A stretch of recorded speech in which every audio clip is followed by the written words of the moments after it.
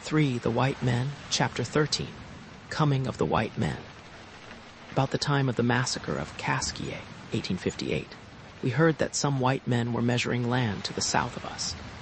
In company with a number of other warriors, I went to visit them. We could not understand them very well, for we had no interpreter, but we made a treaty with them by shaking hands and promising to be brothers.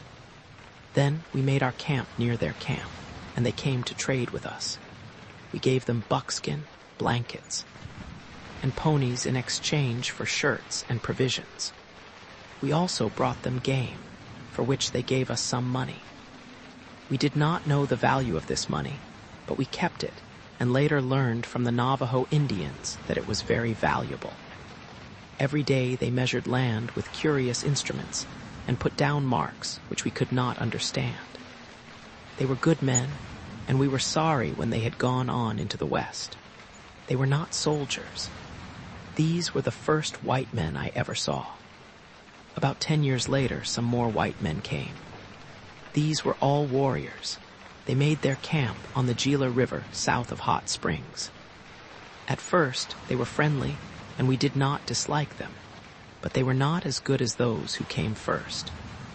After about a year, some trouble arose between them and the Indians, and I took the warpath as a warrior, not as a chief. I had not been wronged, but some of my people had been, and I fought with my tribe, for the soldiers and not the Indians were at fault. Not long after this, some of the officers of the United States troops invited our leaders to hold a conference at Apache Pass, Fort Bowie. Just before noon, the Indians were shown into a tent and told that they would be given something to eat. When in the tent, they were attacked by soldiers. Our chief, Mangus Colorado, and several other warriors, by cutting through the tent, escaped. But most of the warriors were killed or captured. Among the Bedonko Apaches killed at this time were Sansa, Clatata, Neaka, and Gopi. After this treachery, the Indians went back to the mountains and left the fort entirely alone. I do not think that the agent had anything to do with planning this, for he had always treated us well. I believe it was entirely planned by the soldiers. From the very first, the soldiers sent out to our western country, and the officers in charge of them did not hesitate to wrong the Indians.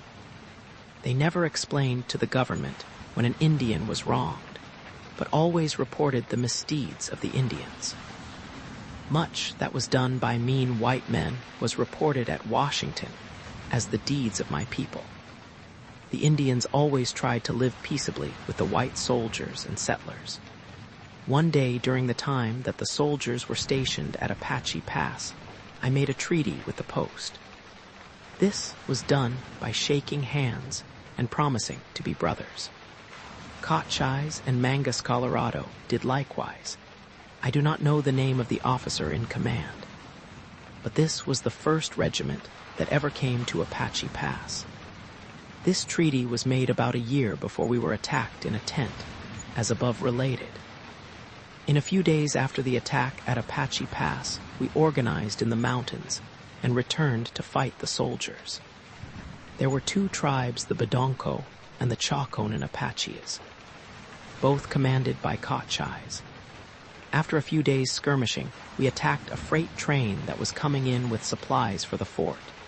We killed some of the men and captured the others. These prisoners our chief offered to trade for the Indians whom the soldiers had captured at the massacre in the tent. This the officers refused, so we killed our prisoners, disbanded, and went into hiding in the mountains. Of those who took part in this affair, I am the only one now living. In a few days, troops were sent out to search for us, but as we were disbanded, it was, of course, impossible for them to locate any hostile camp. During the time they were searching for us, many of our warriors, who were thought by the soldiers to be peaceable Indians, talked to the officers and men, advising them where they might find the camp they sought. And while they searched, we watched them from our hiding places and laughed at their failures. After this trouble, all of the Indians agreed not to be friendly with the white men anymore. There was no general engagement, but a long struggle followed. Sometimes we attacked the white men, sometimes they attacked us. First, a few Indians would be killed, and then a few soldiers. I think the killing was about equal on each side. The number killed in these troubles did not amount to much. But this treachery on the part of the soldiers had angered the Indians and revived memories of other wrongs, so that we never again trusted the United States troops. Chapter 14, Greatest of Wrongs. Perhaps the greatest wrong ever done to the Indians was the treatment received by our tribe from the United States troops about 1863. The chief of our tribe, Mangus Colorado, went to make a treaty of peace for our people with the white settlement at Apache Tijo, New Mexico. It had been reported to us that the white men in this settlement were more friendly and more reliable than those in Arizona, that they would live up to their treaties and would not wrong the Indians. Mangus Colorado, with 3 other warriors, went to Apache Tijo and held a council with these citizens and soldiers. They told him that if he would come with his tribe and live near them, they would issue to him, from the government, blankets, flour, provisions, beef, and all manner of supplies. Our chief promised to return to Apache Tijo within 2 weeks. When he came back to our settlement, he assembled the whole tribe in council. I did not believe that the people at Apache Tijo would do as they said, and therefore I opposed the plan. But it was decided that with part of the tribe, Mangus Colorado should return to Apache Tijo and receive an issue of rations and supplies, if they were as represented. And if these white men would keep the treaty faithfully, the remainder of the tribe would join him, and we would make our permanent home at Apache Tijo. I was to remain in charge of that portion of the tribe which stayed in Arizona. We gave almost all of our arms and ammunition to the party going to Apache Tijo, so that in case there should be treachery, they would be prepared for any surprise. Mangus Colorado and about half of our people went to New Mexico, happy that now they had found white men who would be kind to them, and with whom they could live in peace and plenty. No word ever came to us from them. From other sources, however, we heard that they had been treacherously captured and slain. In this dilemma, we did not know just exactly what to do, but fearing that the troops who had captured them would attack us, we retreated into the mountains near Apache Pass.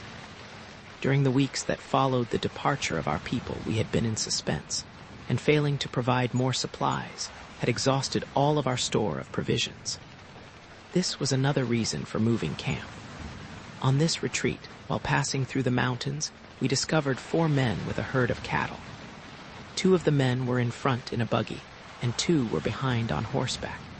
We killed all 4, but did not scalp them. They were not warriors. We drove the cattle back into the mountains, made a camp, and began to kill the cattle and pack the meat. Before we had finished this work, we were surprised and attacked by United States troops, who killed in all 7 Indians 1 warrior, 3 women, and 3 children. The government troops were mounted, and so were we, but we were poorly armed, having given most of our weapons to the division of our tribe that had gone to Apache Tijo. So we fought mainly with spears, bows, and arrows. At first, I had a spear, a bow, and a few arrows. But in a short time, my spear and all my arrows were gone. Once I was surrounded, but by dodging from side to side of my horse, as he ran, I escaped. It was necessary during this fight for many of the warriors to leave their horses and escape on foot. But my horse was trained to come at call, and as soon as I reached a safe place, if not too closely pursued, I would call him to me.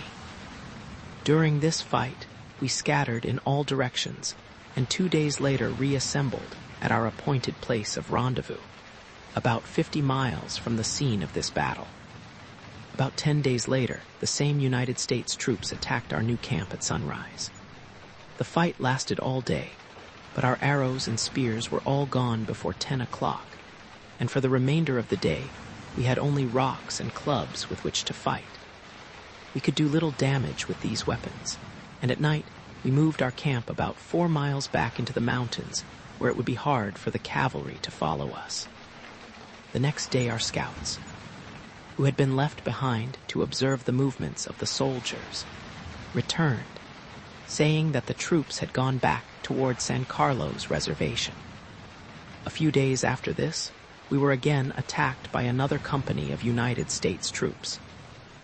Just before this fight, we had been joined by a band of Chaconan Indians under Cochise, who took command of both divisions. We were repulsed and decided to disband. After we had disbanded our tribe, the Bedonko Apaches reassembled near their old camp, vainly waiting for the return of Mangus Colorado and our kinsmen. No tidings came save that they had all been treacherously slain.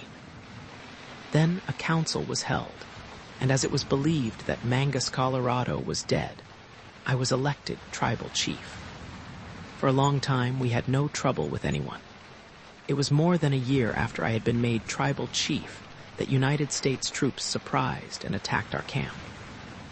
They killed 7 children, 5 women, and 4 warriors, captured all our supplies, blankets, horses, and clothing, and destroyed our teepees. We had nothing left. Winter was beginning, and it was the coldest winter I ever knew. After the soldiers withdrew, I took 3 warriors and trailed them. Their trail led back toward San Carlos.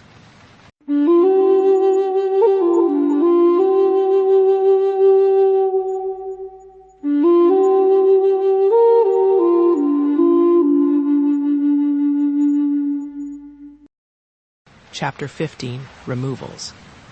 While returning from trailing the government troops, we saw 2 men, a Mexican and a white man, and shot them off their horses. With these 2 horses we returned and moved our camp. My people were suffering much, and it was deemed advisable to go where we could get more provisions. Game was scarce in our range then, and since I had been tribal chief, I had not asked for rations from the government, nor did I care to do so. But we did not wish to starve. We had heard that Chief Victoria of the Chehen, Oj Caliant Apaches was holding a council with the white men near hot springs in New Mexico, and that he had plenty of provisions.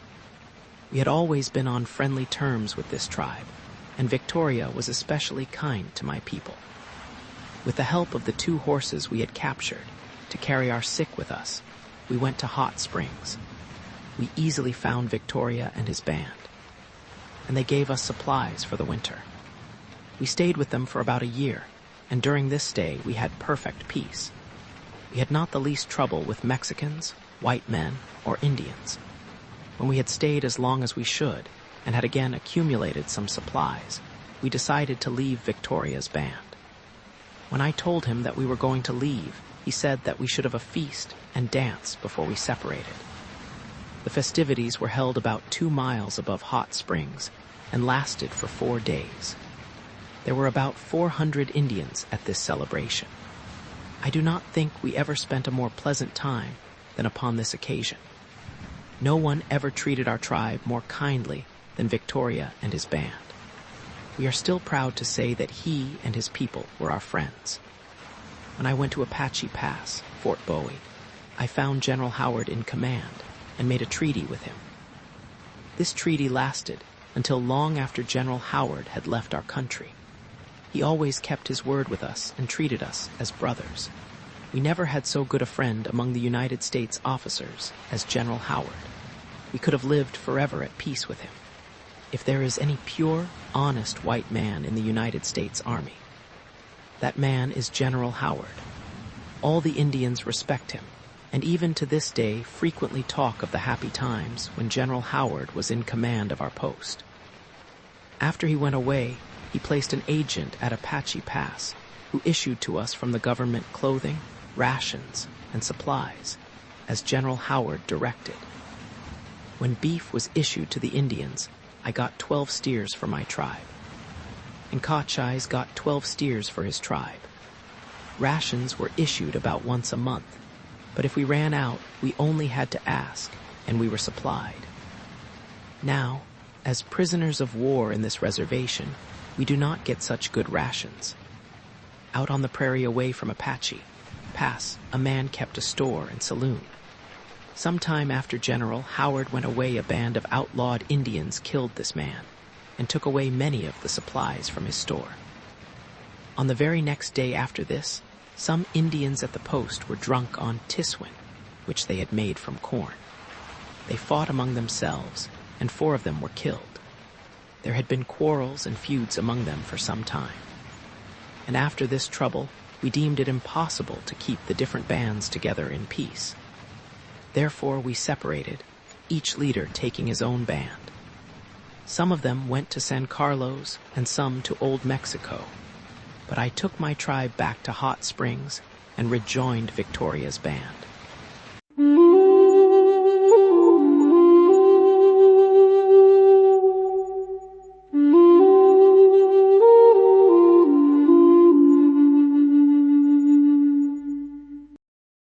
Chapter 16. In Prison and on the Warpath. Soon after we arrived in New Mexico, 2 companies of scouts were sent from San Carlos. When they came to Hot Springs, they sent word for me and Victoria to come to town. The messengers did not say what they wanted with us, but as they seemed friendly, we thought they wanted a council, and rode in to meet the officers. As soon as we arrived in town, soldiers met us, disarmed us, and took us both to headquarters, where we were tried by court-martial. They asked us only a few questions, and then Victoria was released, and I was sentenced to the guardhouse. Scouts conducted me to the guardhouse and put me in chains. When I asked them why they did this, they said it was because I had left Apache Pass.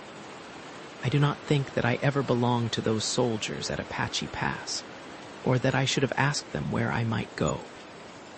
Our bands could no longer live in peace together, and so we had quietly withdrawn, expecting to live with Victoria's band, where we thought we would not be molested.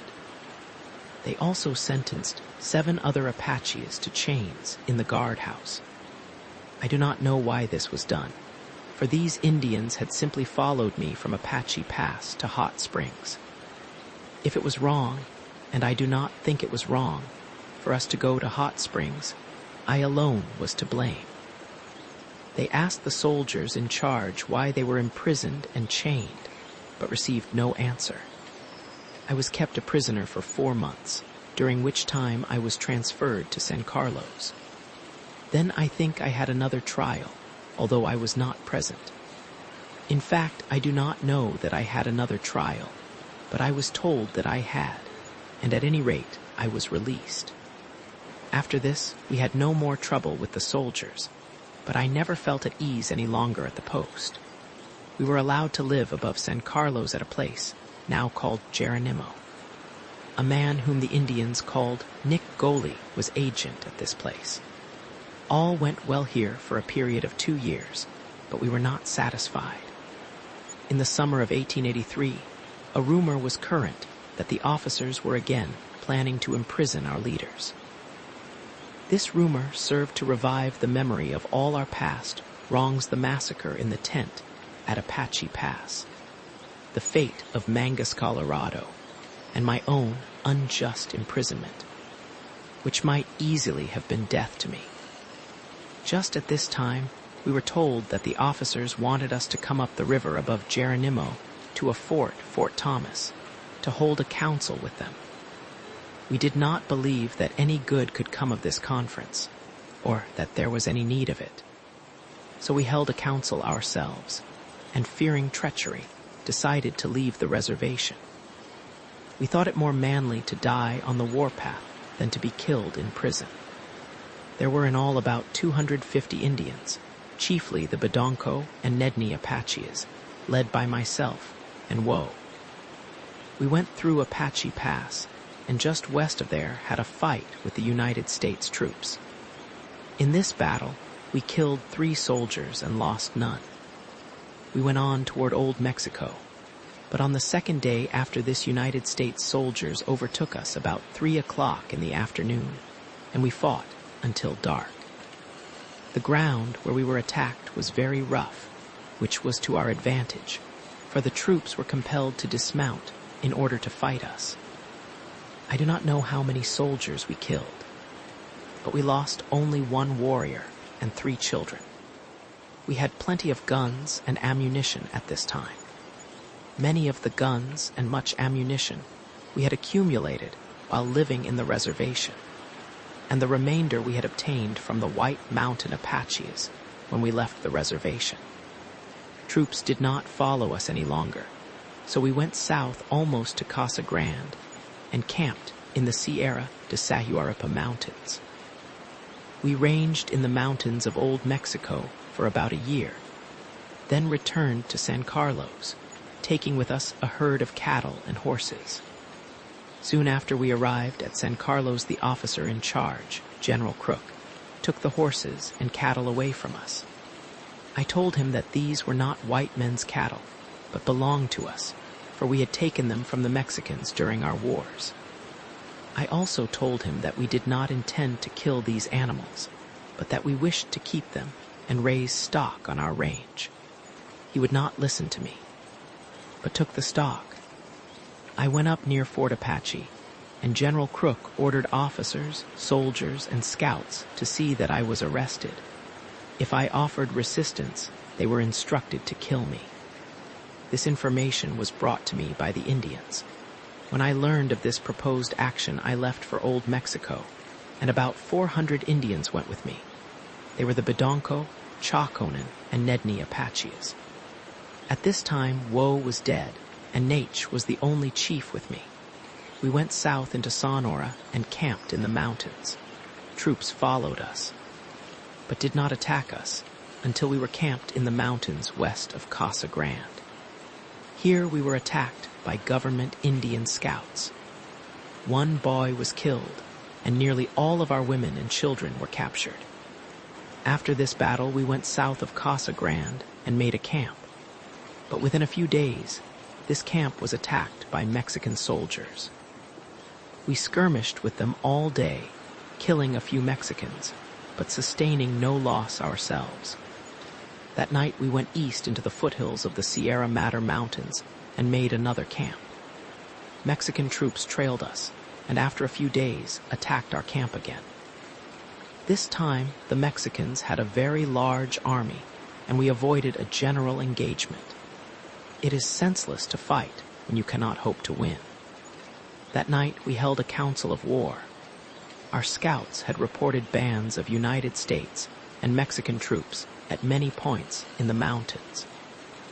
We estimated that about 2,000 soldiers were ranging these mountains, seeking to capture us. General Crook had come down into Mexico with the United States troops. They were camped in the Sierra de Antunez Mountains. Scouts told me that General Crook wished to see me, and I went to his camp. When I arrived, General Crook said to me, "Why did you leave the reservation?" I said, "You told me that I might live in the reservation the same as white people lived. 1 year I raised a crop of corn and gathered and stored it, and the next year I put in a crop of oats, and when the crop was almost ready to harvest, you told your soldiers to put me in prison, and if I resisted, to kill me. If I had been let alone, I would now have been in good circumstances. But instead of that, you and the Mexicans are hunting me with soldiers." He said, "I never gave any such orders. The troops at Fort Apache, who spread this report, knew that it was untrue." Then I agreed to go back with him to San Carlos. It was hard for me to believe him at that time. Now I know that what he said was untrue, and I firmly believe that he did issue the orders for me to be put in prison, or to be killed in case I offered resistance.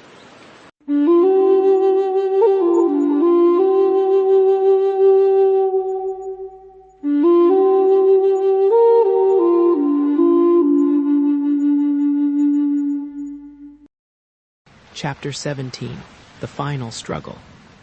We started with all our tribe to go with General Crook back to the United States, but I feared treachery and decided to remain in Mexico. We were not under any guard at this time. The United States troops marched in front and the Indians followed, and when we became suspicious, we turned back. I do not know how far the United States Army went after myself, and some warriors turned back before we were missed, and I do not care. I have suffered much from such unjust orders as those of General Crook. Such acts have caused much distress to my people. I think that General Crook's death was sent by the Almighty as a punishment for the many evil deeds he committed.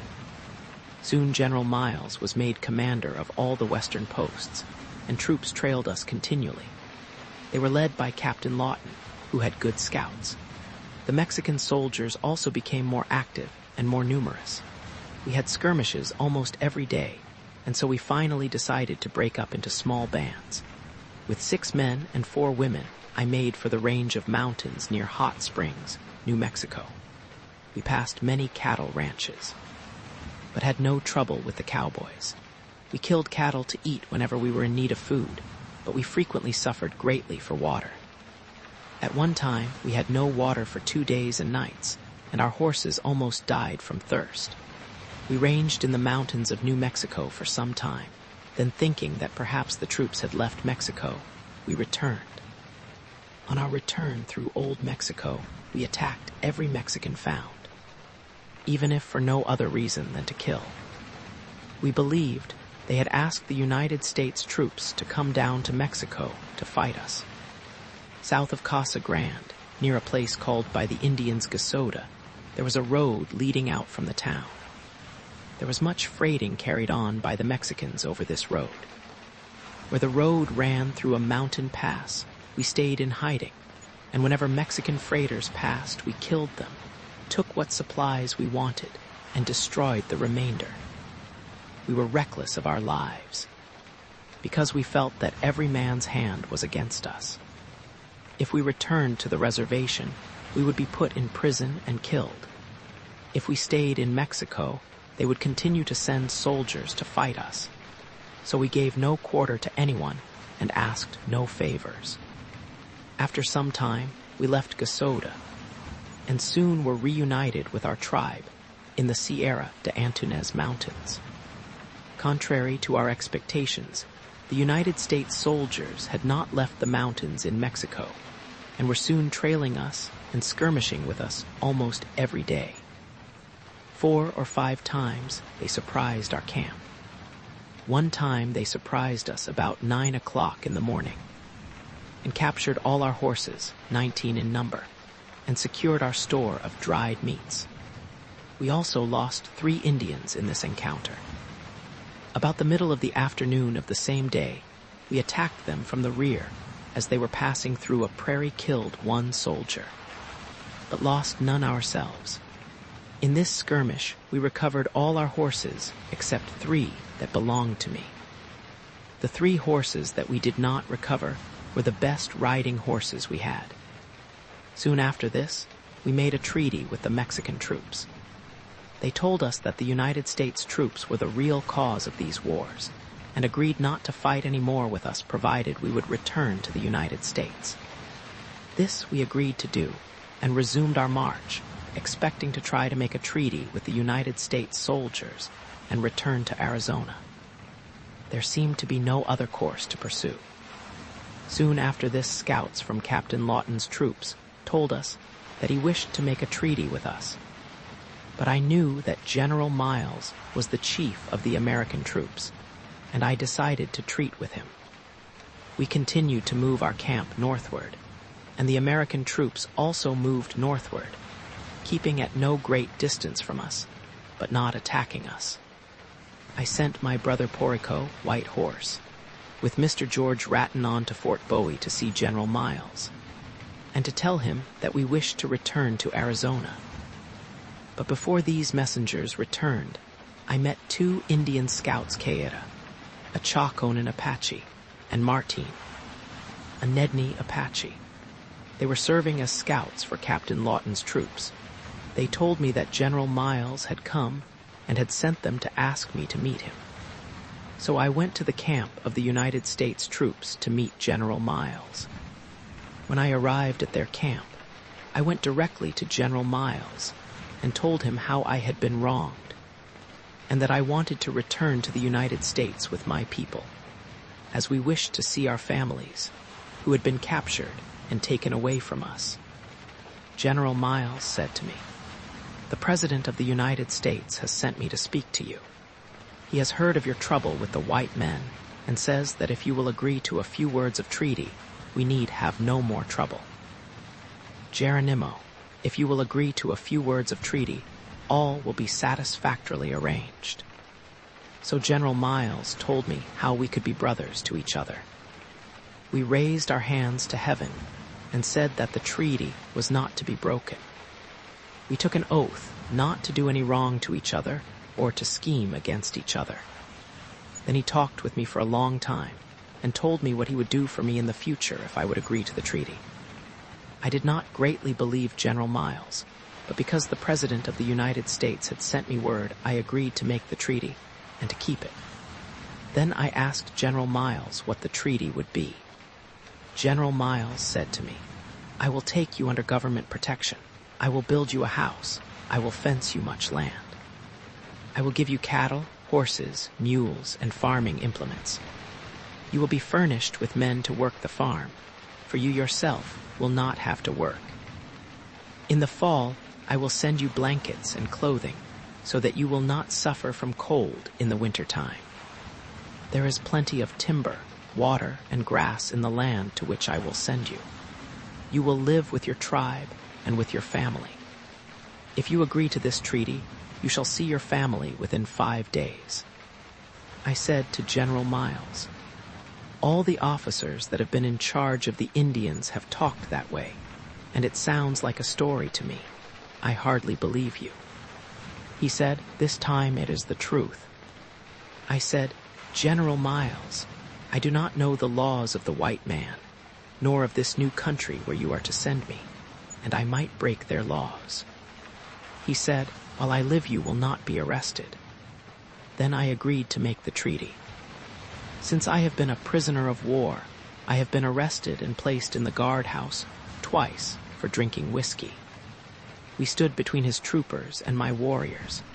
We placed a large stone on the blanket before us. Our treaty was made by this stone, and it was to last until the stone should crumble to dust. So we made the treaty and bound each other with an oath. I do not believe that I have ever violated that treaty, but General Miles never fulfilled his promises. When we had made the treaty, General Miles said to me, "My brother, you have in your mind how you are going to kill men and other thoughts of war. I want you to put that out of your mind and change your thoughts to peace."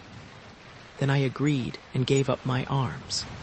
I said, "I will quit the warpath and live at peace hereafter." Then General Miles swept a spot of ground clear with his hand and said, "Your past deeds shall be wiped out like this, and you will start a new life."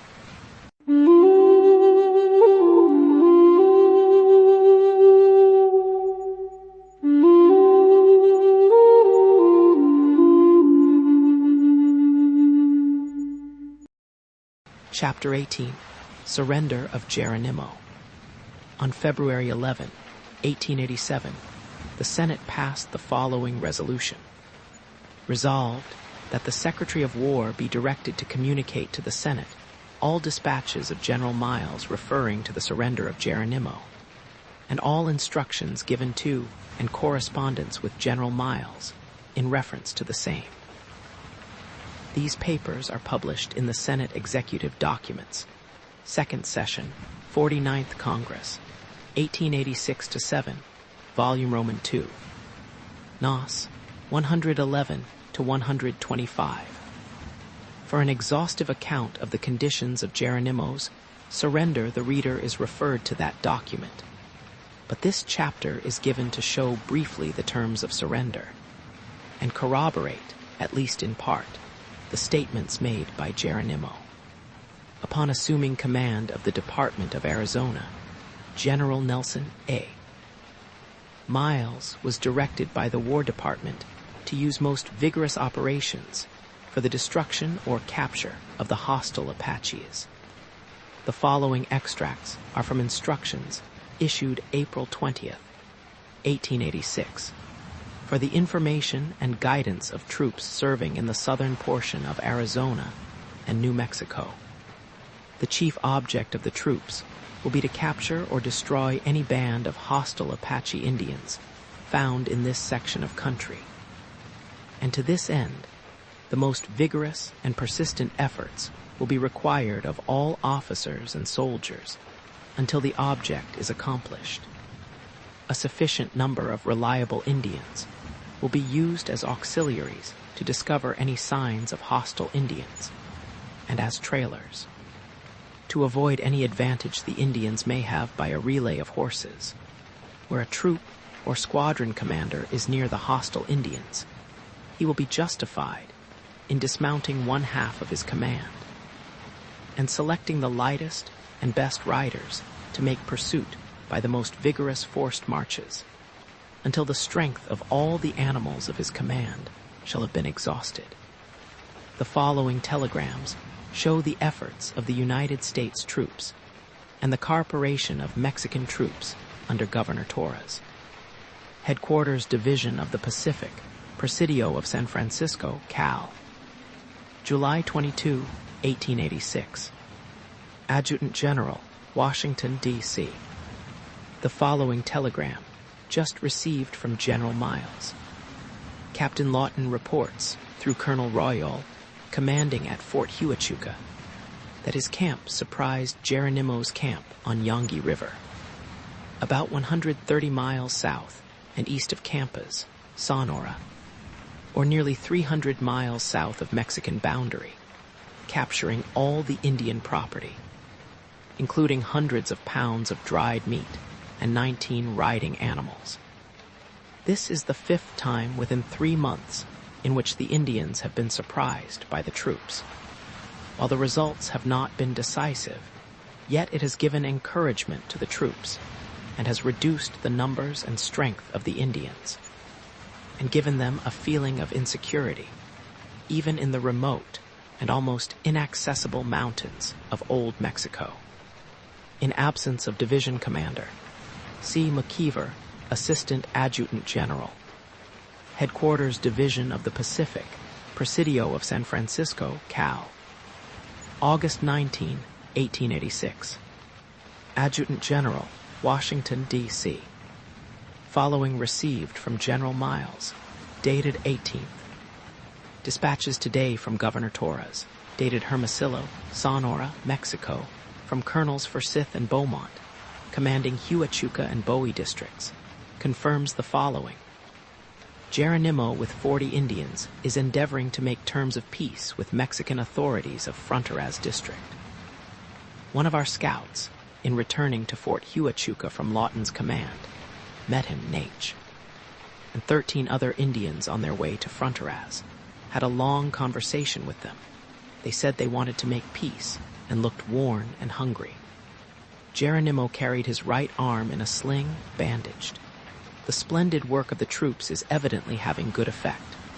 Should hostiles not surrender to the Mexican authorities, Lawton's command is south of them, and Wilder, with G and M troops, 4th Cavalry, moved south to Fronteraz and will be there by 20th.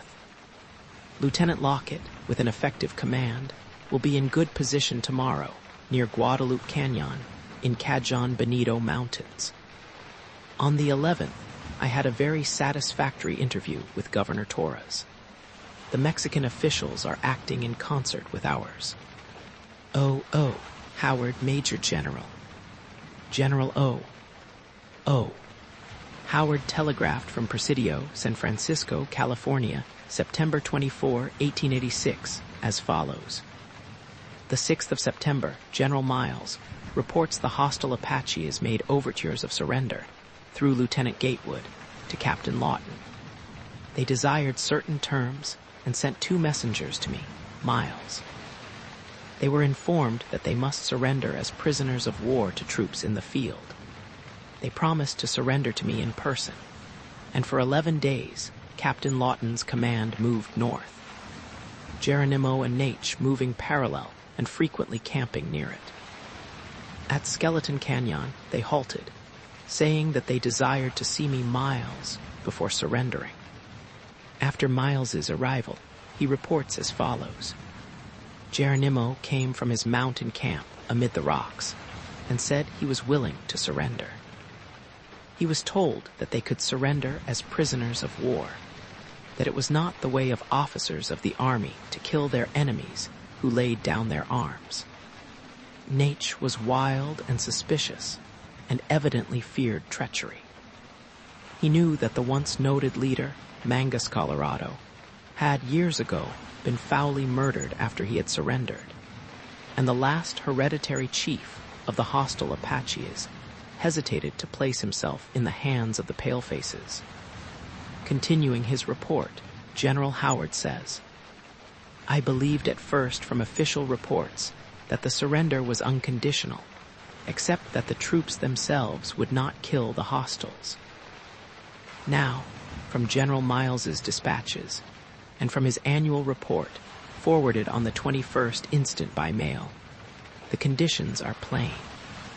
First, that the lives of all the Indians should be spared.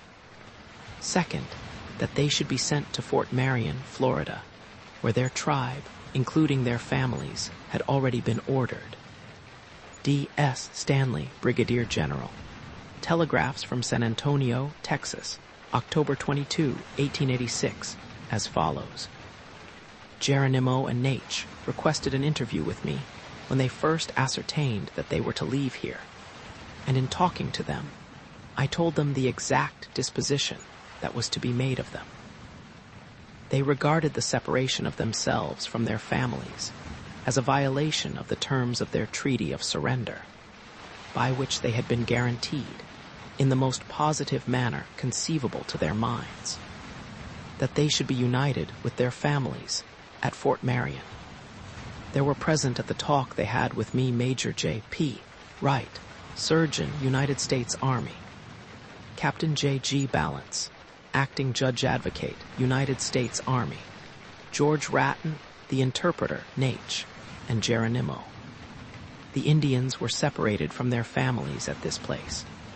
The women, children, and the 2 scouts were placed in a separate car before they left. In an interview with me, they stated the following incident, which they regard as an essential part of their treaty of surrender, and which took place at Skeleton Canyon before they had, as a band, made up their minds to surrender, and before any of them, except perhaps Geronimo, had given up their arms, and when they were still fully able to escape and defend themselves. General Miles said to them, You go with me to Fort Bowie, and at a certain time you will go to see your relatives in Florida. After they went to Fort Bowie, he reassured them that they would see their relatives in Florida in 4.5 or 5 days. While at Skeleton Canyon, General Miles said to them, I have come to have a talk with you. The conversation was interpreted from English into Spanish, and from Spanish into Apache, and vice versa. The interpreting from English into Spanish was done by a man by the name of Nelson. The interpreting from Spanish into Apache was done by Jose Maria Yasks. Jose Maria Montoya was also present, but he did not do any of the interpreting. Dr. Wood, United States Army, and Lieutenant Clay, 10th Infantry, were present. General Miles drew a line on the ground and said, This represents the ocean. And putting a small rock beside the line, he said, This represents the place where Chihuahua is with his band. He then picked up another stone and placed it a short distance from the first, and said, This represents you, Geronimo. He then picked up a third stone and placed it a little distance from the others, and said, This represents the Indians at Camp Apache. The President wants to take you and put you with Chihuahua. He then picked up the stone which represented Geronimo and his band, and put it beside the one which represented Chihuahua at Fort Marion. After doing this, he picked up the stone which represented the Indians at Camp Apache, and placed it beside the other 2 stones, which represented Geronimo and Chihuahua at Fort Marion, and said, That is what the President wants to do, Get all of you together." After their arrival at Fort Bowie, General Miles said to them, "From now on, we want to begin a new life." And holding up one of his hands with the palm open and horizontal, he marked lines across it with the finger of the other hand and said, pointing to his open palm, "This represents the past. It is all covered with hollows and ridges."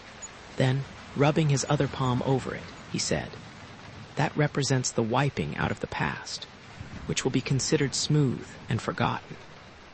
The interpreter, Ratton, says that he was present and heard this conversation. The Indians say that Captain Thompson, 4th Cavalry, was also present.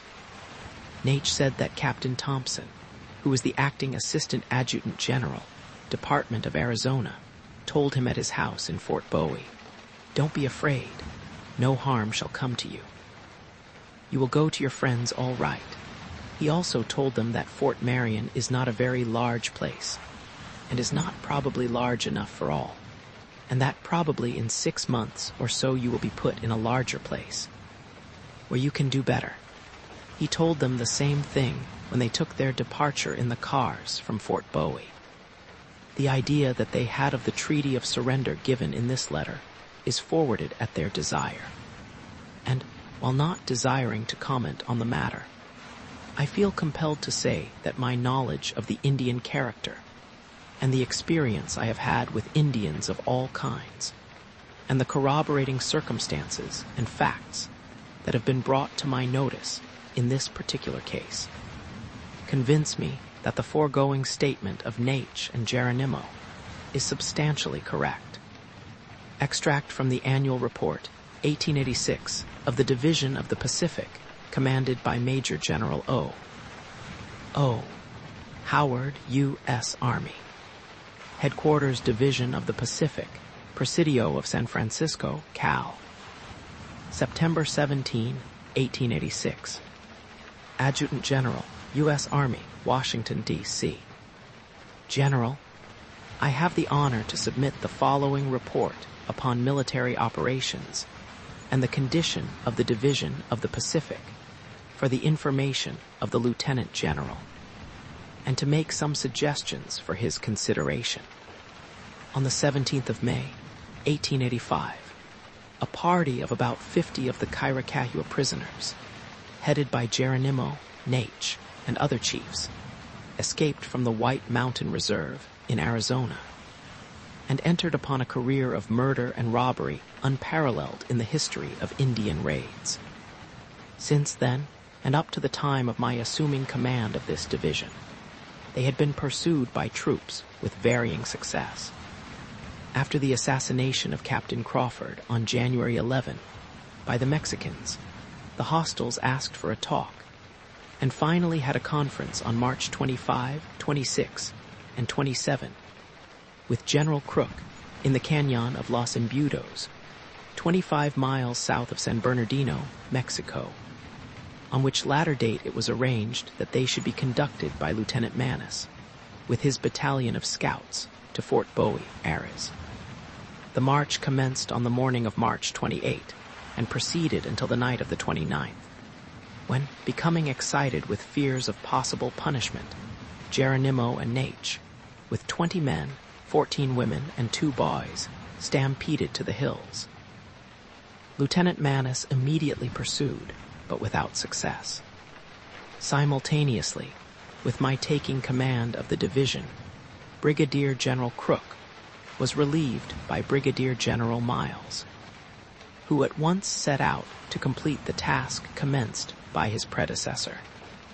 Geronimo and his band were committing depredations, now in the United States and now in Mexico, and, being separated into small parties, easily eluded the troops and carried on their work of murder and outrage. Early in May, General Miles organized the hostile field of operations into districts, each with its command of troops, with specific instructions to guard the water holes, to cover the entire ground by scouting parties, and give the hostiles no rest. An effective command under Captain Lawton, 4th Cavalry, was organized for a long pursuit. On May 3, Captain Lebo, 10th Cavalry, had a fight with Geronimo's band 12 miles southwest of Santa Cruz, in Mexico, with a loss of 1 soldier killed and 1 wounded. After this fight, the Indians retreated southward, followed by 3 troops of cavalry. On May 12, a serious fight of Mexican troops with the hostiles near Planchos, Mexico, resulted in a partial defeat of the Mexicans. On May 15, Captain Hatfield's command engaged Geronimo's band in the Corona Mountains, suffering a loss of 2 killed and 3 wounded, and the loss of several horses and mules, the Indians losing several killed. On May 16, Lieutenant Brown, 4th Cavalry, struck the hostiles near Buena Vista, Mexico, capturing several horses, rifles, and a quantity of ammunition. The usual series of outrages, with fatiguing chase by troops, continued until June 21, when the Mexicans engaged the hostiles about 40 miles southeast of Magdalena, Mexico, and after a stubborn fight, repulsed them. About the middle of August, Geronimo and his band were so reduced and harassed by the tireless pursuit of the soldiers that they made offer of surrender to the Mexicans, but without coming to terms. Their locality thus being definitely known, disposition of the troops was rapidly made to act in conjunction with the Mexicans to intercept Geronimo and force his surrender. On August 25, Geronimo, when near Fronteraz, Mexico, recognizing that he was pretty well surrounded, and being out of ammunition and food, made overtures of capitulation through Lieutenant Gatewood, 6th Cavalry, to Captain Lawton. He desired certain terms, but was informed that a surrender as prisoner of war was all that would be accepted. The Indians then proceeded to the vicinity of Captain Lawton's command, near Skeleton Canyon, and sent word that they wished to see General Miles. On September 3, General Miles arrived at Lawton's camp, and on September 4, Nach, the son of Cochise and the hereditary chief of the Apaches, with Geronimo surrendered all the hostiles, with the understanding, it seems, that they should be sent out of Arizona. I am not informed of the exact nature of this surrender, at first deemed unconditional. I am, sir, very respectfully, your obedient servant, O. Howard, Major General, United States Army. Statement of W.T. Melton, Anadarko, Oklahoma. From 1882 to 1887, I lived in southern Arizona and was employed by the San Simon Cattle Company. In 1886, I was stationed in Skeleton Canyon, about 10 miles north of the boundary line between Arizona and Old Mexico, with J.D. Prewitt. It was our duty to ride the lines south of our range and keep the cattle of the company from straying into Old Mexico. One afternoon, when returning from our ride, we discovered an Indian trail leading toward our camp. We rode hurriedly out of the hills into a broad valley so that we could better discover any attacking parties of Apaches, and if assailed, have at least a fighting chance for our lives. We knew the Apaches under Geronimo were on the warpath, but they were far down in Old Mexico. However, our knowledge of the Indians led us to expect anything at any time, to always be ready for the worst. When we reached the valley, we struck a cavalry trail also headed for our camp. This was perplexing, for neither the Indians nor the soldiers seemed to have been riding fast, and both trails led toward our camp in Skeleton Canyon. This canyon was a natural route from Old Mexico to Arizona, and almost all bands of Indians, as well as detachments of United States troops, passed and repassed through this valley when going to Old Mexico or returning therefrom, but never before had 2 hostile bands passed through here at the same time and traveling in the same direction, except when one fled and the other pursued. What this could mean was a mystery to us. Could it be that the troops had not seen the Indians? Were the Redskins trying to head the troops off and attack them in their camp? Were the troops hunting for those Indians? Could this be Lawton's command? Could that be Geronimo's band? No, it was impossible. Then who were these troops, and what Indians were those? Cautiously we rode to our camp, and nailed on the door of our cabin was this notice: "Be careful, Geronimo is nearby, and has not yet surrendered. Capt. Lawton." Then we understood. A short distance above our cabin, we found the camp of the troops, and we had just finished talking with Captain Lawton, who advised us to remain in his camp rather than risk staying alone in our cabin, when up rode the chief, Geronimo. He was mounted on a blaze-faced, white-stockinged dun horse.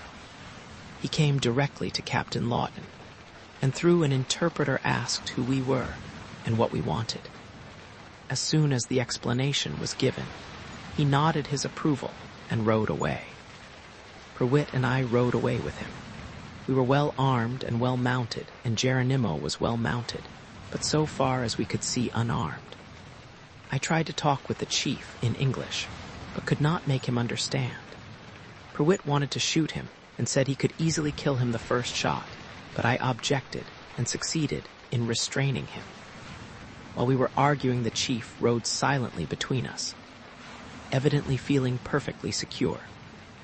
All this time we had been riding in the direction of our horses that were grazing in the valley about a mile distant from our corral.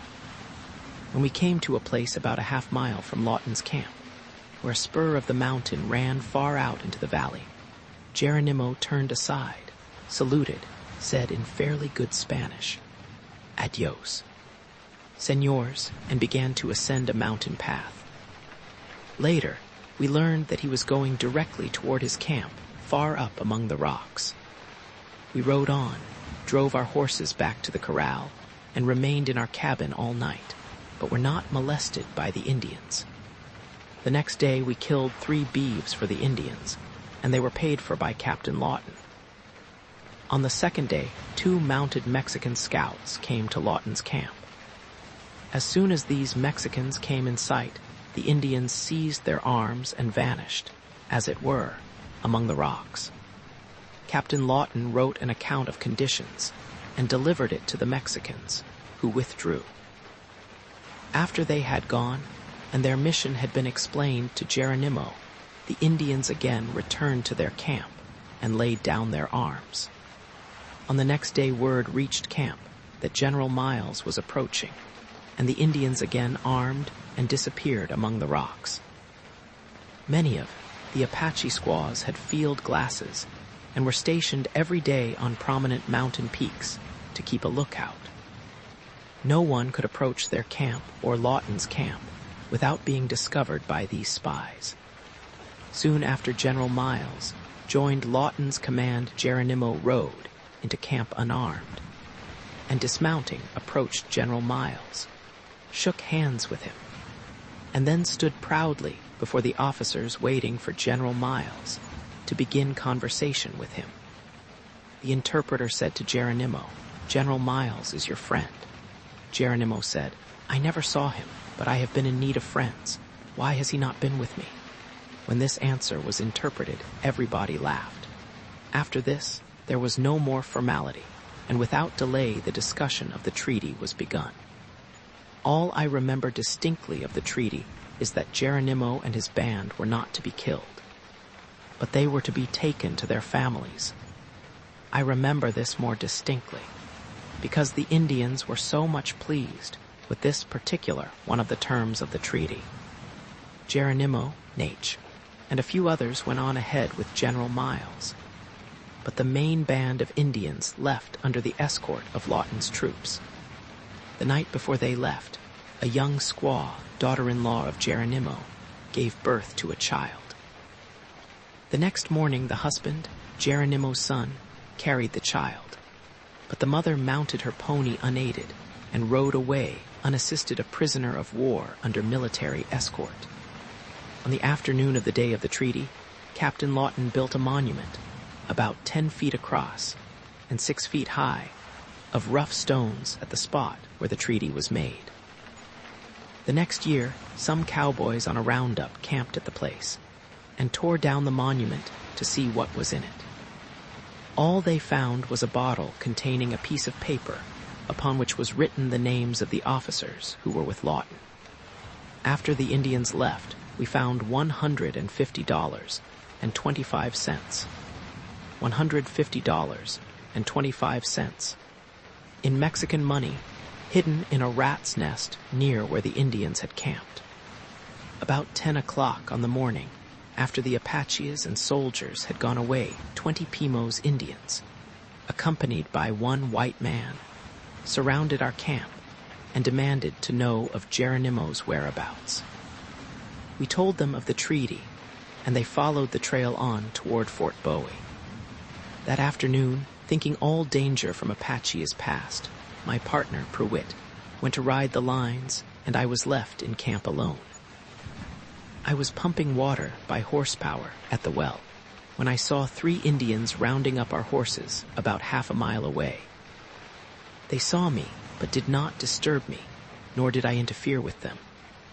But as soon as they had driven that bunch of horses northward over the hill out of sight, I rode quickly off in another direction and drove another bunch of horses into the corral. The rest of the afternoon I stayed in camp, but saw no more Indians. The next day we rode over the hill in the direction. These Indians had gone and found that they had camped not 3 miles away. There were evidently several in the party, and they had kept scouts concealed near the top of the hill to watch me, and to shoot me from ambush had I followed them. This we knew because we saw behind some rocks at the crest of the hill, in the loose soil, the imprints left by the bodies of 3 warriors where they had been, lying down in concealment. At their camp, we found the head and hoofs of my favorite horse, Digger, a fine little sorrel pony, and knew that he had served them for dinner. We followed their trail far into Old Mexico, but did not overtake them. We had been accustomed to say it was Geronimo's band whenever any depredation was committed, but this time we were not so positive. We do not wish to express our own opinion, but to ask the reader whether, after having had the testimony of Apaches, soldiers, and civilians, who knew the conditions of surrender, and after having examined carefully the testimony offered, it would be possible to conclude that Geronimo made an unconditional surrender. Before passing from this subject, it would be well also to consider whether our government has treated these prisoners in strict accordance with the terms of the treaty made in Skeleton Canyon.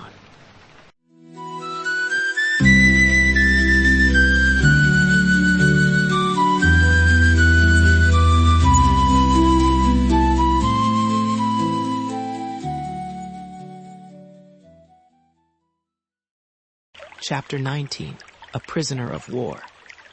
When I had given up to the government, they put me on the Southern Pacific Railroad and took me to San Antonio, Texas, and held me to be tried by their laws. In 40 days, they took me from there to Fort Pickens, Pensacola, Florida. Here they put me to sawing up large logs. There were several other Apache warriors with me, and all of us had to work every day. For nearly 2 years, we were kept at hard labor in this place, and we did not see our families until May 1887. This treatment was in direct violation of our treaty made at Skeleton Canyon.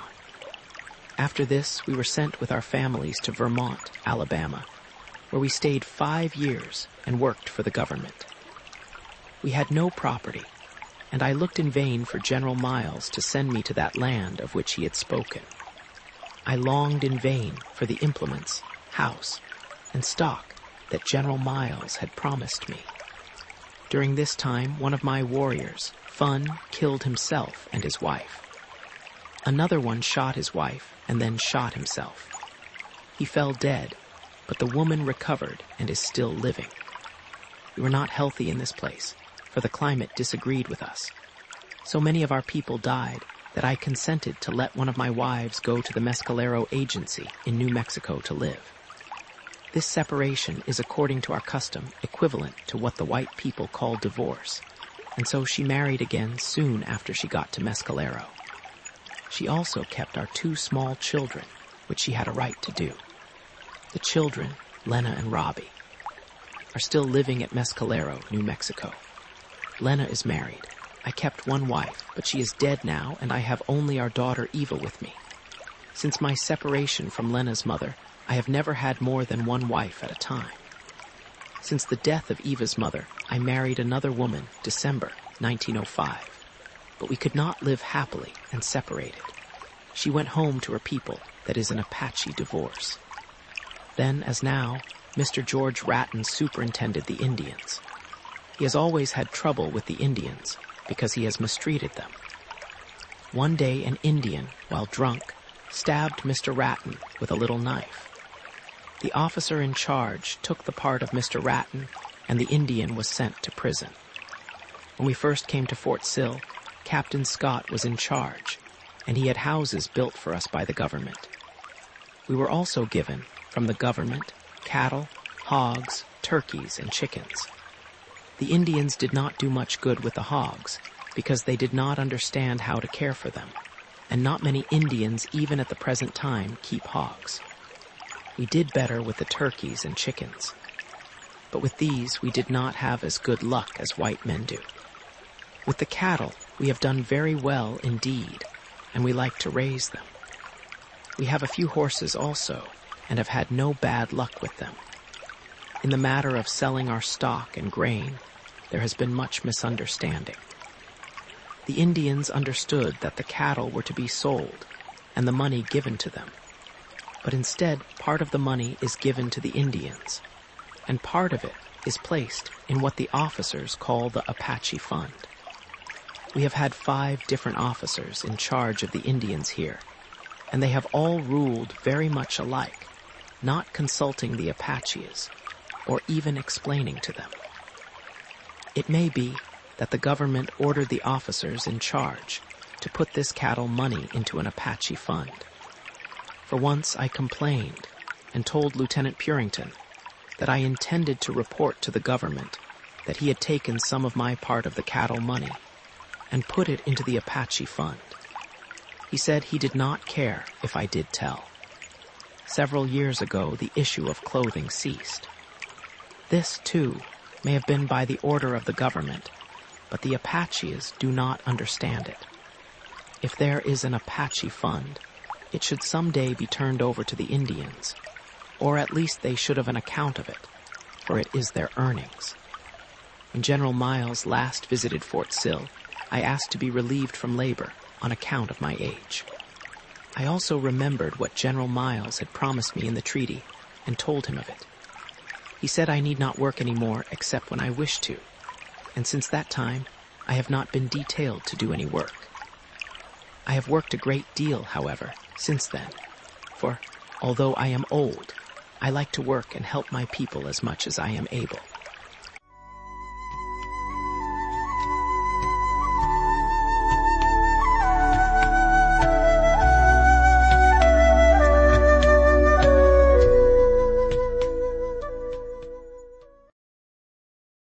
Part 4, The Old and the New, Chapter 20, Unwritten Laws of the Apaches. Trials. When an Indian has been wronged by a member of his tribe, he may, if he does not wish to settle the difficulty personally, make complaint to the chieftain. If he is unable to meet the offending parties in a personal encounter and disdains to make complaint, anyone may in his stead inform the chief of this conduct, and then it becomes necessary to have an investigation or trial.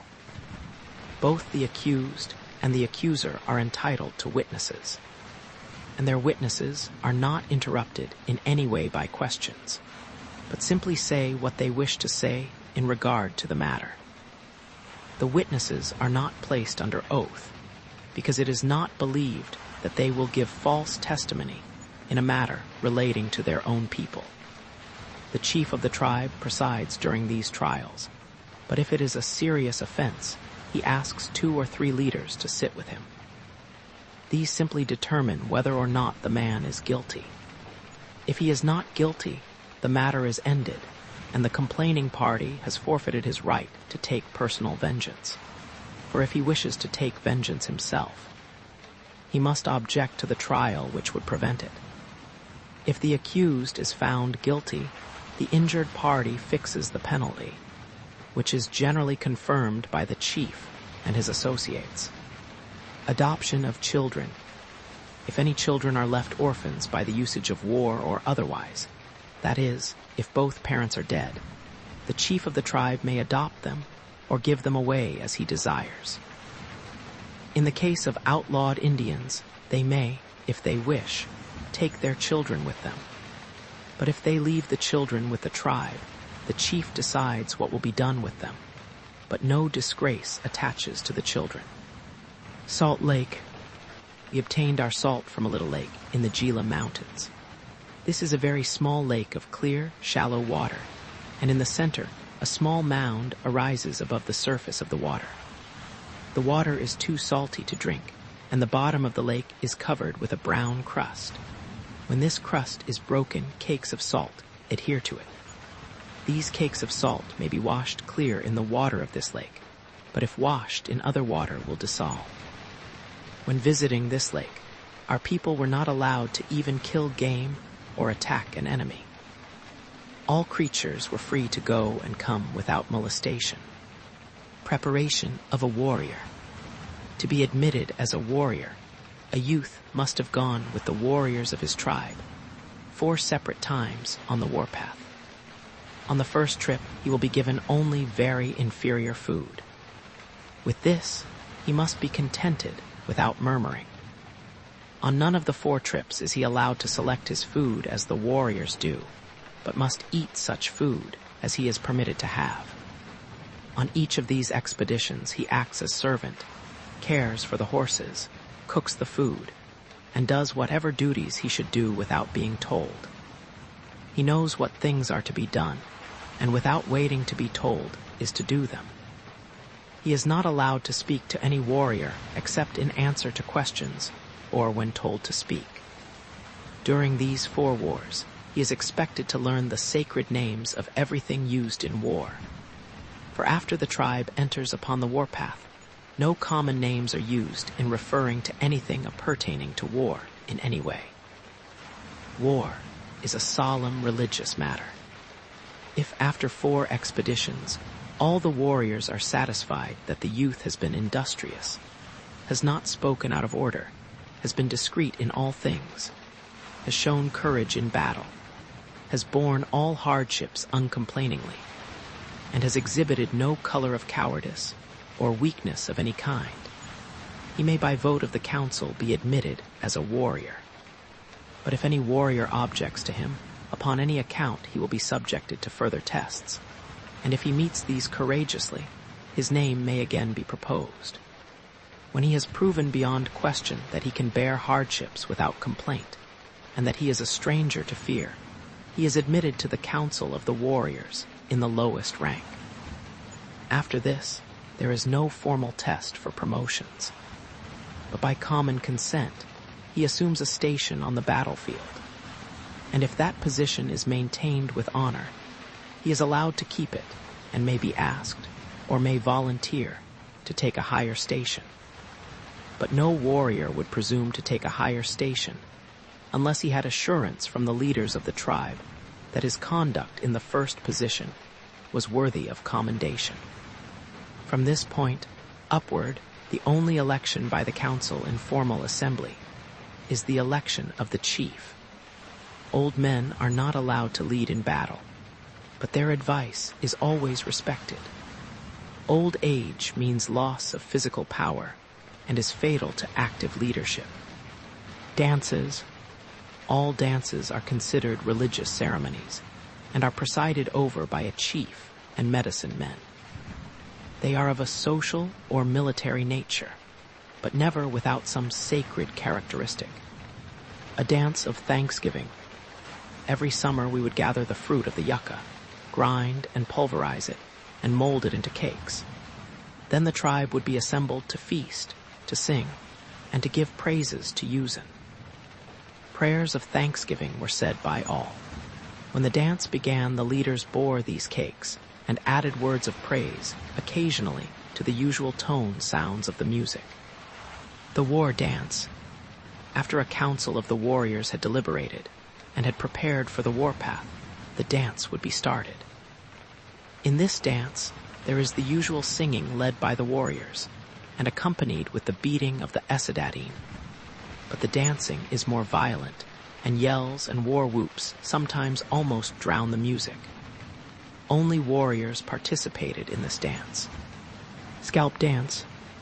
After a war party has returned, a modification of the war dance is held.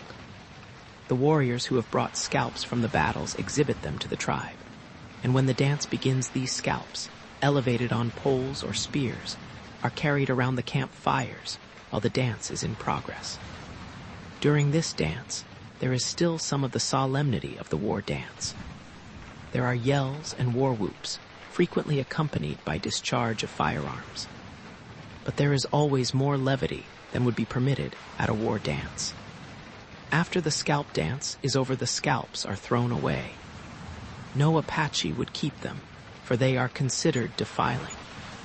A social dance. In the early part of September 1905, I announced among the Apaches that my daughter, Eva, having attained womanhood, should now put away childish things and assume her station as a young lady.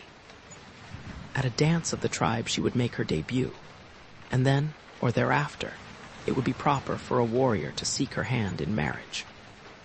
Accordingly, invitations were issued to all Apaches, and many Comanches and Kiowas, to assemble for a grand dance on the green by the south bank of Medicine Creek, near the village of Nache, former chief of the Chaconan Apaches, on the first night of full moon in September. The festivities were to continue for 2 days and nights. Nothing was omitted in the preparation that would contribute to the enjoyment of the guests or the perfection of the observance of the religious rite. To make ready for the dancing, the grass on a large circular space was closely mowed. The singing was led by Chief Nache, and I, assisted by our medicine men, directed the dance. First, Eva advanced from among the women and danced once around the campfire. Then, accompanied by another young woman, she again advanced, and both danced twice around the campfire. Then she and 2 other young ladies advanced and danced 3 times around the campfire. The next time she and 3 other young ladies advanced and danced 4 times around the campfire. This ceremony lasted about 1 hour. Next, the medicine men entered, stripped to the waist, their bodies painted fantastically, and danced the sacred dances. They were followed by clown dancers, who amused the audience greatly. Then the members of the tribe joined hands and danced in a circle around the campfire for a long time. All the friends of the tribe were asked to take part in this dance, and when it was ended, many of the old people retired, and the lovers' dance began. The warriors stood in the middle of the circle, and the ladies, 2 and 2, danced forward and designated some warrior to dance with them. The dancing was back and forth on a line from the center to the outer edge of the circle. The warrior faced the 2 ladies, and when they danced forward to the center, he danced backward. Then they danced backward to the outer edge, and he followed facing them. This lasted 2 or 3 hours, and then the music changed. Immediately the warriors assembled again in the center of the circle, and this time each lady selected a warrior as a partner. The manner of dancing was as before, only 2 instead of 3 danced together. During this dance, which continued until daylight, the warrior, if dancing with a maiden, could propose marriage, and if the maiden agreed, he would consult her father soon afterward and make a bargain for her. Upon all such occasions as this, when the dance is finished, each warrior gives a present to the lady who selected him for a partner and danced with him. If she is satisfied with the present, he says goodbye. If not, the matter is referred to someone in authority, medicine man or chief, who determines the question of what is a proper gift. For a married lady, the value of the present should be $2 or $3. For a maiden, the present should have a value of not less than $5. Often, however, the maiden receives a very valuable present. During the lovers' dance, the medicine men mingle with the dancers to keep out evil spirits. Perhaps I shall never again have cause to assemble our people to dance. But these social dances in the moonlight have been a large part of our enjoyment in the past, and I think they will not soon be discontinued. At least I hope not.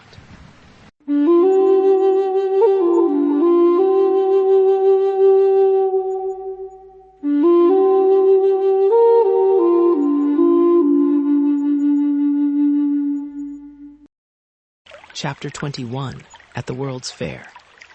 When I was at first asked to attend the St. Louis World's Fair, I did not wish to go. Later, when I was told that I would receive good attention and protection, and that the President of the United States said that it would be all right, I consented. I was kept by parties in charge of the Indian Department, who had obtained permission from the President. I stayed in this place for 6 months. I sold my photographs for 25 cents and was allowed to keep 10 cents of this for myself. I also wrote my name for 10, 15, or 25 cents, as the case might be, and kept all of that money. I often made as much as $2 a day, and when I returned, I had plenty of money more than I had ever owned before. Many people in St. Louis invited me to come to their homes, but my keeper always refused. Every Sunday, the president of the fair sent for me to go to a Wild West show. I took part in the roping contests before the audience. There were many other Indian tribes there, and strange people of whom I had never heard. When people first came to the World's Fair, they did nothing but parade up and down the streets. When they got tired of this, they would visit the shows.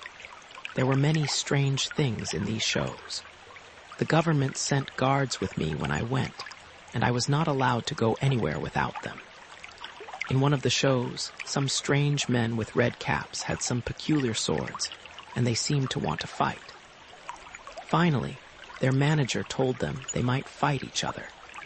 They tried to hit each other over the head with these swords, and I expected both to be wounded or perhaps killed, but neither one was harmed. They would be hard people to kill in a hand-to-hand fight. In another show, there was a strange-looking Negro. The manager tied his hands fast, then tied him to a chair. He was securely tied, for I looked myself, and I did not think it was possible for him to get away. Then the manager told him to get loose. He twisted in his chair for a moment, and then stood up.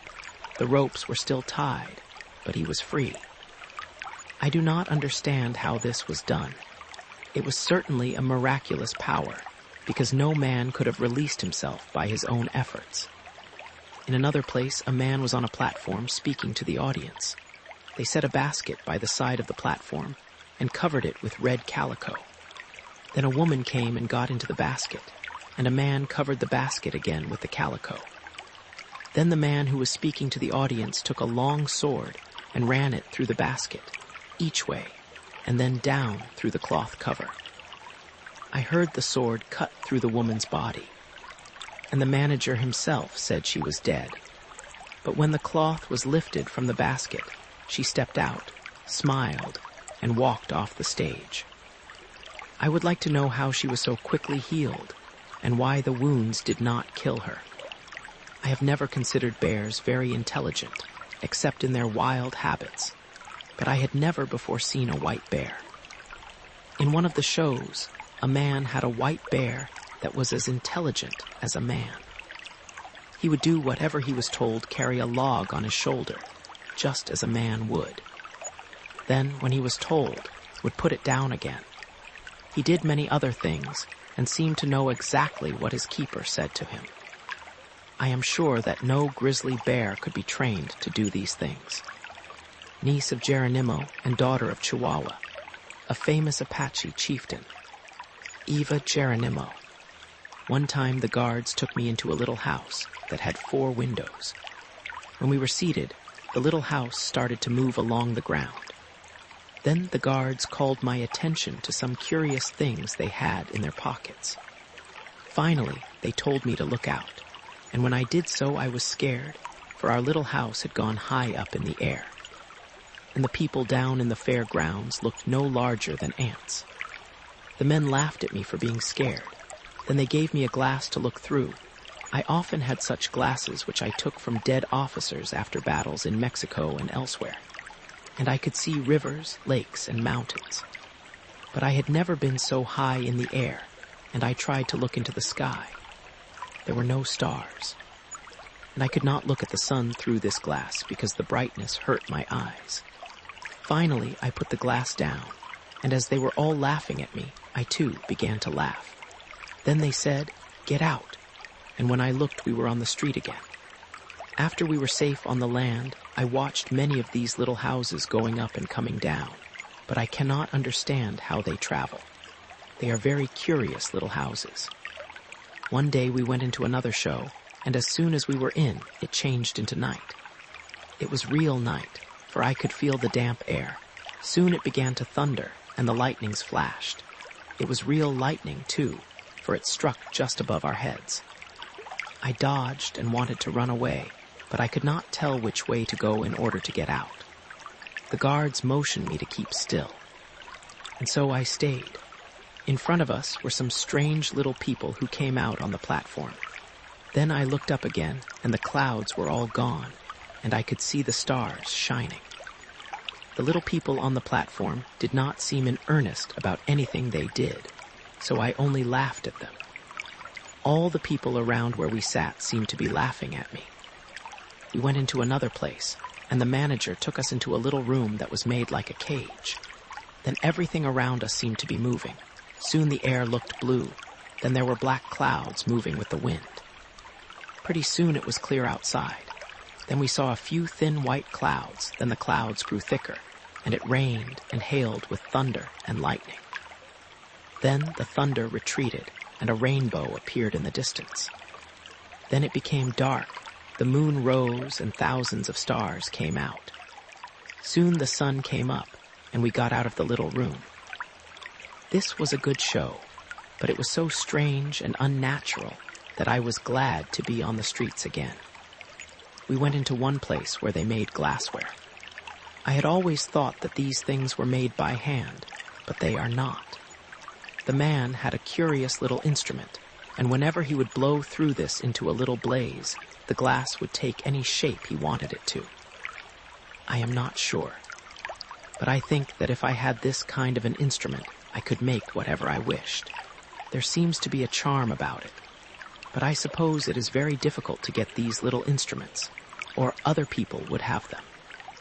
The people in this show were so anxious to buy the things the man made that they kept him so busy he could not sit down all day long. I bought many curious things in there and brought them home with me. At the end of one of the streets, some people were getting into a clumsy canoe upon a kind of shelf and sliding down into the water.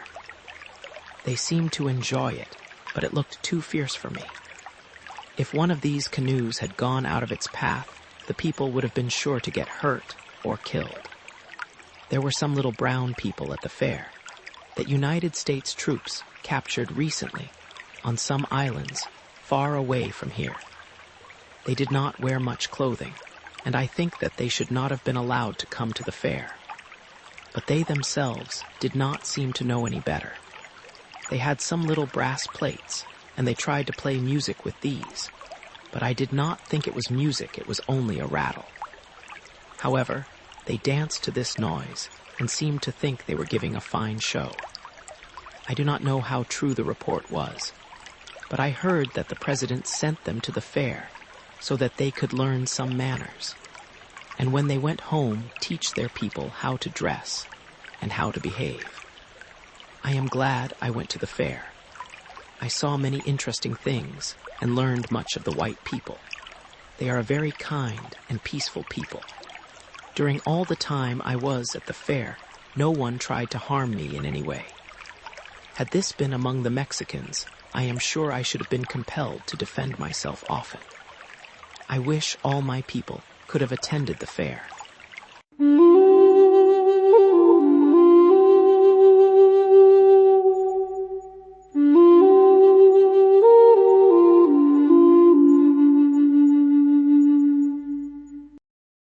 Chapter 22, Religion.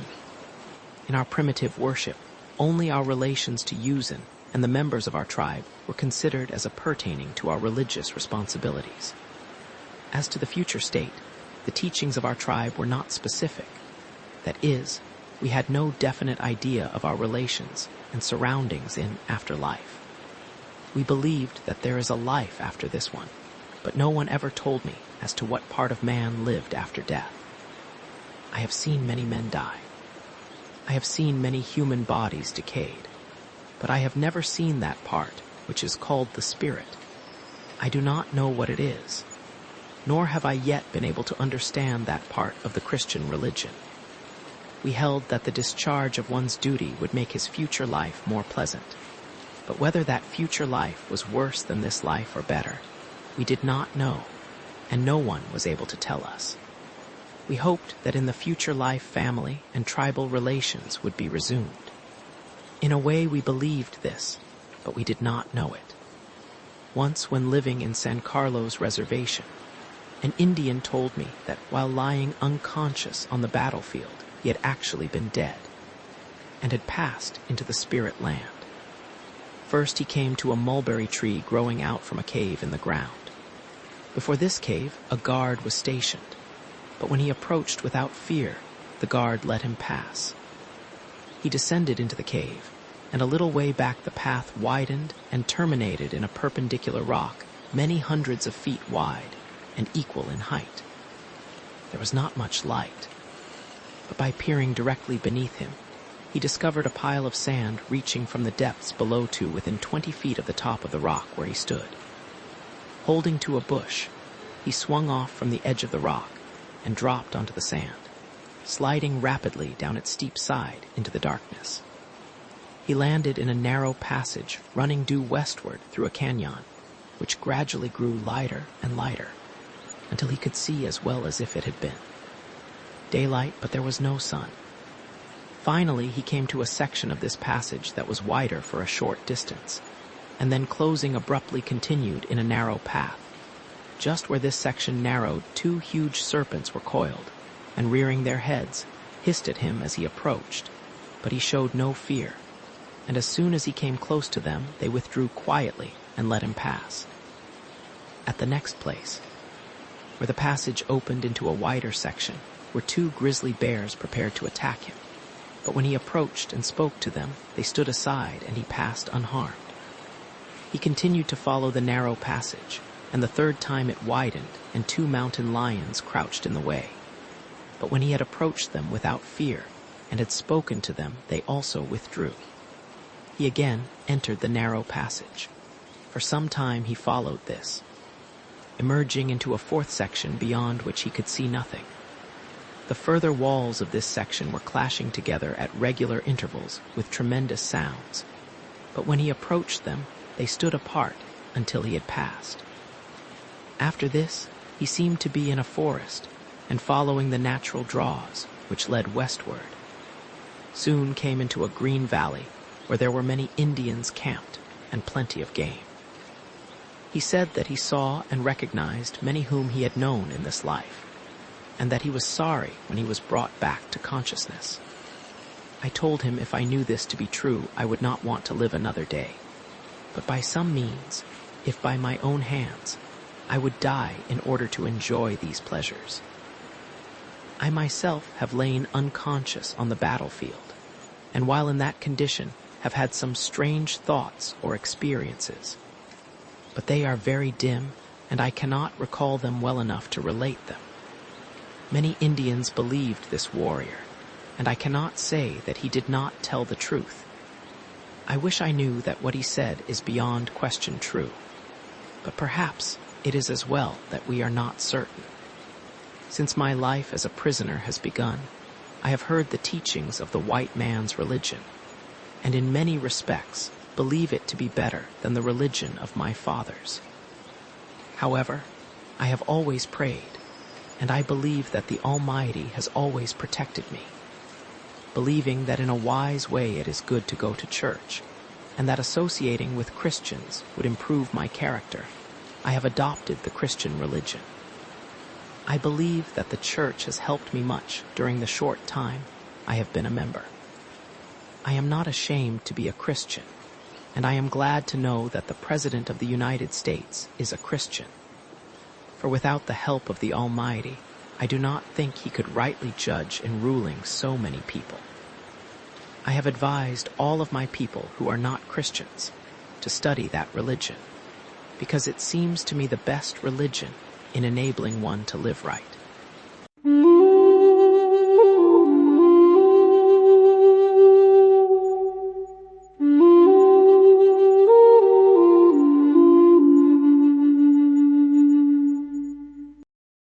Chapter 23, Hopes for the Future. I am thankful that the President of the United States has given me permission to tell my story. I hope that he and those in authority under him will read my story and judge whether my people have been rightly treated. There is a great question between the Apaches and the government. For 20 years, we have been held prisoners of war under a treaty which was made with General Miles on the part of the United States government, and myself as the representative of the Apaches. That treaty has not at all times been properly observed by the government, although at the present time it is being more nearly fulfilled on their part than heretofore. In the treaty with General Miles, we agreed to go to a place outside of Arizona and learn to live as the white people do. I think that my people are now capable of living in accordance with the laws of the United States, and we would, of course, like to have the liberty to return to that land, which is ours by divine right. We are reduced in numbers, and having learned how to cultivate the soil would not require so much ground as was formerly necessary.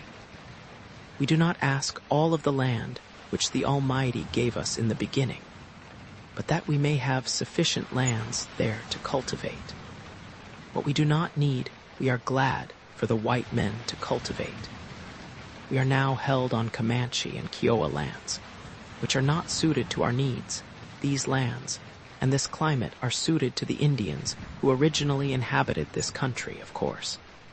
But our people are decreasing in numbers here, and will continue to decrease unless they are allowed to return to their native land. Such a result is inevitable. There is no climate or soil which, to my mind, is equal to that of Arizona. We could have plenty of good cultivating land, plenty of grass, plenty of timber, and plenty of minerals in that land which the Almighty created for the Apaches. It is my land, my home, my father's land, to which I now ask to be allowed to return.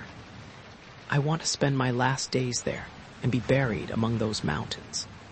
If this could be, I might die in peace, feeling that my people, placed in their native homes, would increase in numbers rather than diminish as at present, and that our name would not become extinct. I know that if my people were placed in that mountainous region lying around the headwaters of the Gila River, they would live in peace and act according to the will of the President.